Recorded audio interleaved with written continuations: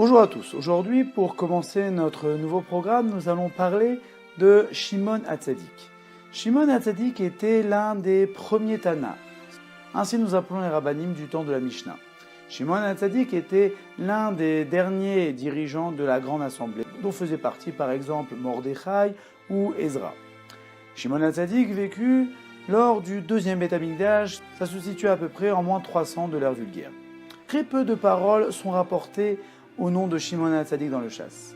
Mis à part la fameuse Mishnah de Shimon HaTzadik dans Pirkei Avot, qui nous dit que le monde se tient sur 3 grands piliers, la Torah, la Avoda et la Gemilut Chasadim, il n'y a pas d'autres Mishnah en son nom.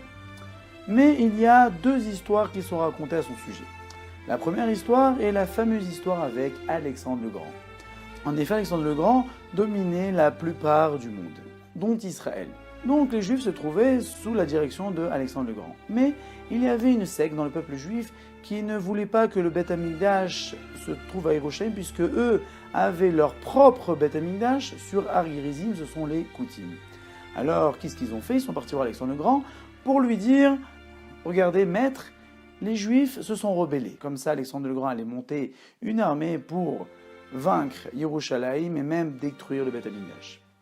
Alors Alexandre le Grand prit son armée et commença à se diriger vers Yerushalayim. Shimon HaTzadik, qui était le Kohen Gadol de l'époque, eut vent de cette histoire et lui aussi metta ses beaux habits de Kohen Gadol et alla en direction de Alexandre le Grand. Lorsqu'ils se rencontrèrent, alors là il se passa quelque chose d'inouï. Alexandre le Grand descendit de son cheval et se prosterna à Shimon HaTzadik. Alors là, tous les sujets d'Alexandre le Grand lui demandèrent « Mais maître, pourquoi se prosterner devant ce simple juif ?» Et là, Alexandre le Grand leur répondit « Vous savez, à chaque fois que je partais en guerre et que je gagnais, je voyais cette personne-là en image. » Le Maharsha explique que c'était un ange qui prenait l'image de Shimon HaTzadik et qui faisait en sorte que Alexandre le Grand gagne sa guerre. Et lorsque Alexandre le Grand se releva, demanda à Shimon HaTzadik « Mais pourquoi es-tu venu à ma rencontre ?» Et là, Shimon HaTzadik lui répondit, lui dit que « On a entendu que tu voulais détruire Yerushalayim et le Beth Amikdash, parce qu'une mauvaise secte a dit des balivernes sur nous, a dit que nous sommes rebellés contre toi, alors ce qui est totalement faux. » Alexandre le Grand écouta les paroles de Shimon HaTzadik et les accepta, si bien qu'il leur laissa la possibilité de punir eux-mêmes les Koutim. Après cette rencontre, Shimon HaTzadik fit visiter le Beth Amikdash à Alexandre le Grand. Alexandre le Grand fut ébahi par la splendeur du Beth Amikdash, si bien qu'il a dit à Shimon HaTzadik « J'ai envie que vous érigiez une statue en mon honneur dans le Beth Amikdash. » Alors là, Shimon HaTzadik lui a dit « Tu sais, on ne peut pas faire ça dans la Torah, on n'a pas le droit d'ériger une statue. Mais si tu veux, je peux te faire une autre faveur.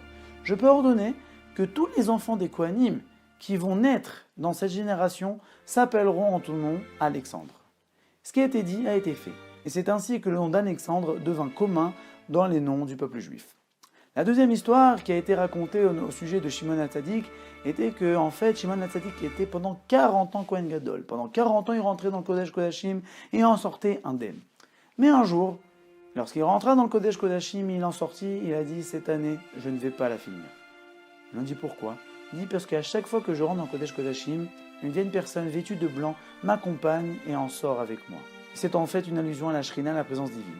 Et cette année, cette vieille personne était vêtue de noir et n'est pas sortie avec moi. Les paroles de Shimon HaTzadik étaient oui prophétiques, puisqu'il tomba malade 7 jours après la fin de Sukkot, et pour mourir de cette maladie, le Kaftet Tishri. Shimon HaTzadik est enterré à Yerushalayim, si bien que les personnes qui ne pouvaient pas aller à Méron lors de l'Ag BaOmer, alors montaient sur le kever de Shimon HaTzadik pour pouvoir même faire la célébration de la coupe de jour.